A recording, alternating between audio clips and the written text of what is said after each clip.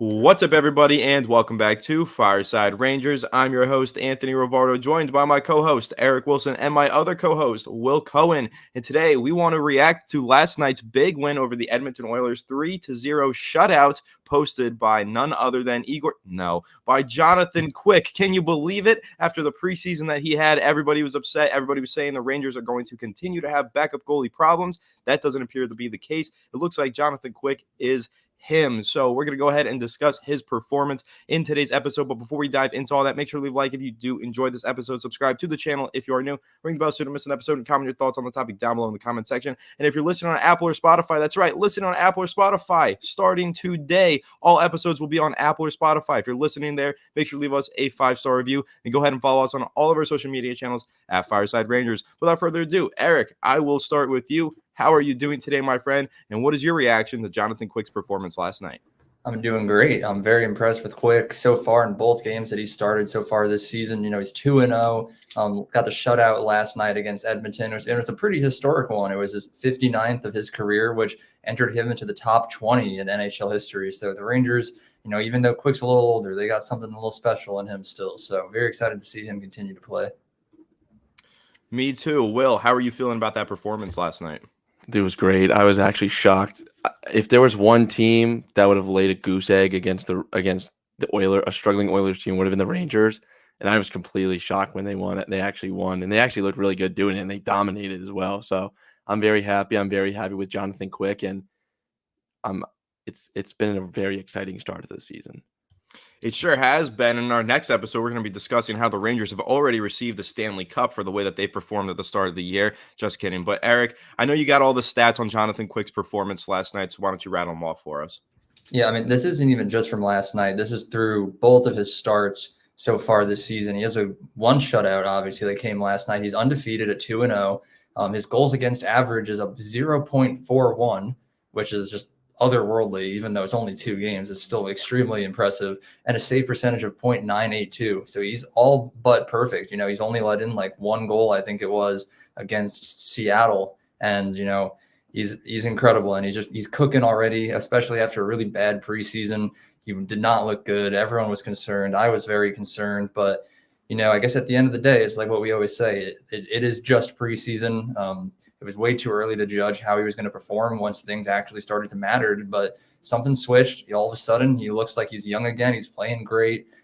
He's making these incredible saves that you would have seen him make back in his prime when he was winning Stanley Cups with LA. So he's just been incredible through 2 games so far.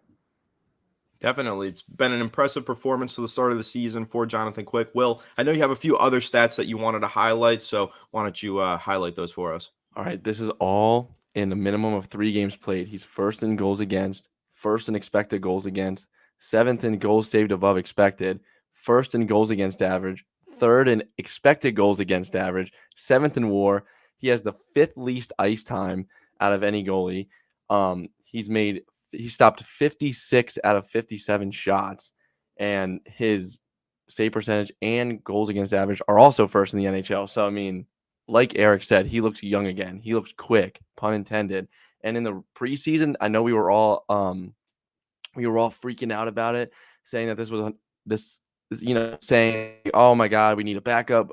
Like you said, Anthony, we have backup problems, and this is really just what happened to Halak, except he was 0-6 to start the season instead of 2-0. But you look bad the first couple games. Obviously, those didn't count in the preseason for Quick.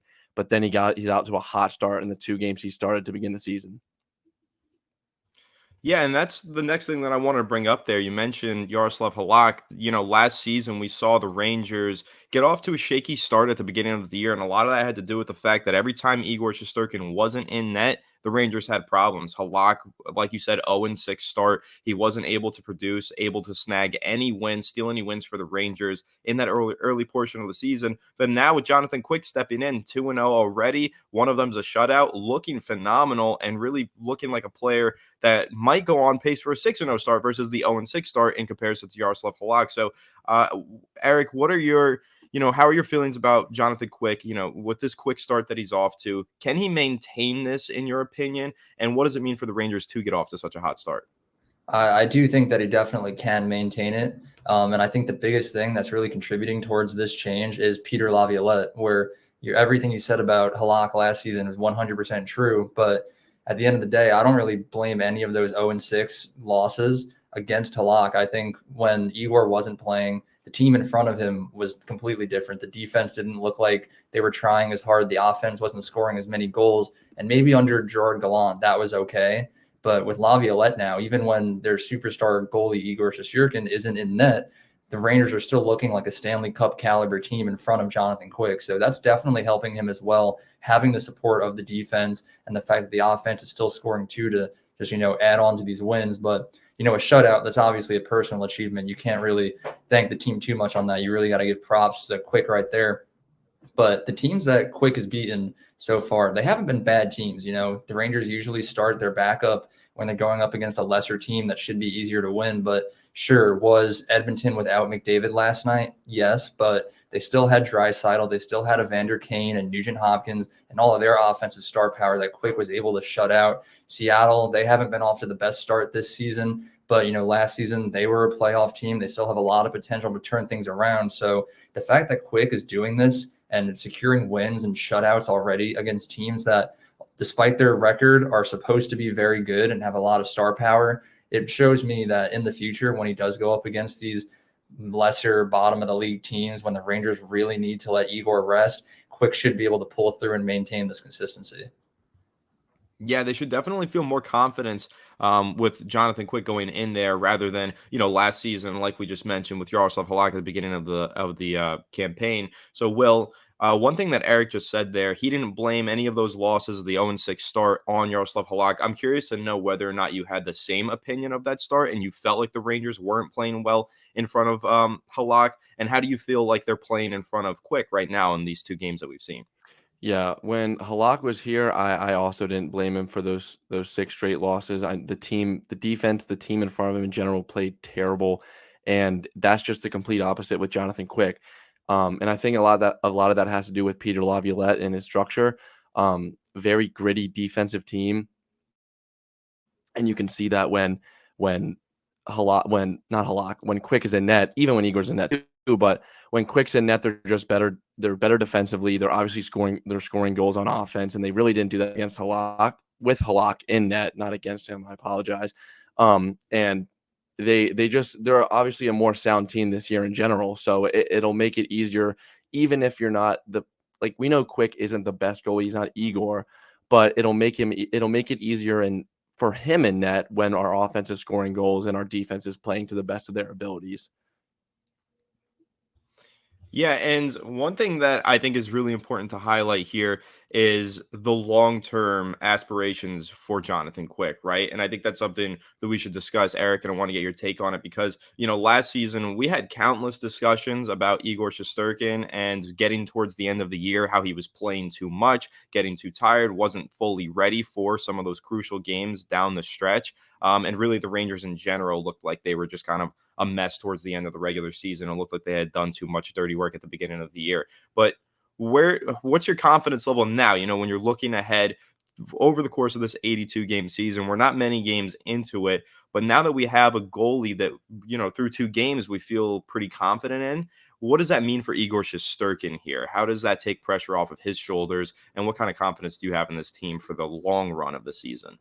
I mean, Quick performing as well as he is more important than originally meets the eye, because the Rangers do have a consistent problem within the last decade. They did it with Lundqvist, and now they're doing it with Shesterkin, where they rely on their star too much, and they don't really have a solid backup all the time. So Igor is just look at last season. I don't remember exactly how many games Igor started, but it was way too many. He started way too many games. By the end of the season, he was absolutely drained. And then when the Rangers entered the playoffs against New Jersey and the offense started to slack, Igor just didn't have the ability anymore, just the energy to keep the Rangers in it like he did 2 years ago. If Igor didn't play as well as he did 2 years ago, I don't think the Rangers would have made it to that conference final. So I think it's very important heading into this season that Quick keeps playing well, because the Rangers need to rely on him. I think in a perfect world, if he continues to play well, he can maybe start 30 games in the season, or maybe high 20s, somewhere in that range, because as long as he's stealing wins, Igor can continue to rest, save up that energy. And then assuming we make the playoffs, we can run in hot with a fully ready to go Igor Shesterkin, ready to steal 4 playoff series in a row without a break. Yeah, and well, what do you think about those aspirations from Eric right there? Having potentially Jonathan Quick start 30 games this season, and what do you think it would mean for the team if he were to accomplish that feat? Yeah, I think like he said, it would allow Igor to go in hot into the playoffs. I know last year it was the first time we saw Igor Shesterkin get go on like a little bit of a what's the word I'm trying to say? He went on a little bit of like he wasn't himself. And it lasted for about a couple, like maybe 2 weeks, and because he was just starting a lot of games. He started 58 games, which was 6 more than the 2021-22 season. But I mean, we also didn't have a goalie that could steal wins until after the All-Star break with Halak. So I think Igor getting not having to always go out and start every single night. Obviously, he's not going to do that, but him being able to get rest and get rest down the stretch as well, closer to the playoffs. If Jonathan Quick continues to play well, it's going to allow him to be a lot better in the playoffs. Yeah, that would be the hope, right? I mean, really what we're looking for here is success in the regular season, to set up a healthy, fresh, ready to play, fully energized Igor Shesterkin for the postseason. But it's still early, right, Eric? I mean, we're talking about 2 starts for Jonathan Quick. We are hyped up right now. He is playing some great hockey, and he's doing a phenomenal job between the pipes for the Rangers. But again, do you think that this is fully sustainable? What kind of outcome do you see that could be possible here with the Rangers and Jonathan Quick? Because it is so early. Has there been anything that you've noticed from his play that you say, okay, maybe down the line that could become a problem, or maybe this isn't? Maybe this is a little bit of fool's gold here at the beginning of the season. Yeah, I mean, I'm very optimistic that Quick will be able to maintain this consistency the whole year, but I think we do have to remember he is 37 years old. He's on a 1-year contract with the Rangers that when it expires after the season, there's a very good chance that he could just retire after playing a full year with his hometown team. So just keeping his age in mind, he's coming out having a really hot start to the season, but kind of like the same problem that Shesterkin has towards the end of the year. If the Rangers do play him a lot, he can very quickly start to get fatigued and tired, and he could really just fall off, because you just look at his career stats the last 5 or 6 seasons, steep decline going down. And yes, he's had a good start with the Rangers, but it could also just be a good start. Yeah, and Will, do you envision any kind of regression from Jonathan Quick? I mean, the pace that he's on right now, historic, like you mentioned, all of those leading categories that he has through 2 games, only 2 starts for him. So obviously not expecting him to maintain that kind of pace, but how steep of a regression or a decline do you envision for him this season? I don't know if we'll see a very steep regression, but we're definitely going to see maybe a small regression in his game. I don't think he can keep this up. I mean, he is like Eric said, we have to keep his age in question or in mind, and I don't know that off the top of my head actually, but you have to keep his age in mind. He's an old goaltender. We know his season stats. Like the last couple of years, they're not very good. He's gonna regress, but I don't think it'll be as steep as maybe some people think. Yeah, and I think that's fair. There's definitely a lot of confidence in Jonathan Quick right now, as we all just mentioned. But in that performance last night, Eric, we mentioned that it was a shutout. You said it's a personal achievement, right? He deserves all of the credit for that, but maybe not all of it, right? Who else did you see in last night's game and the shutout win that really stood out to you on the defensive end that helped contribute to the shutout? I mean, Adam Fox played great as always. Him and Schneider both had a couple of points. I believe Fox did score a goal. He scored the first one of the night. So just to see the defense also contribute on that offense while helping out Quick is a big thing. But one player who I know I did notice played very well defensively was Will Cooley. He also had a goal that was taken away, but he's one of those forwards on the third line that's very physical, not afraid to have those puck battles along the boards. And there were definitely a couple of times last night where I saw him make a couple of really good plays in the defensive end. And, who knows what would have happened had it been a different player there besides Cooley. But I was very, very impressed from what I saw from him, and just so far overall throughout his rookie season. Yeah, well, who are some of the standout performers from last night's game on the defensive end that caught your eye?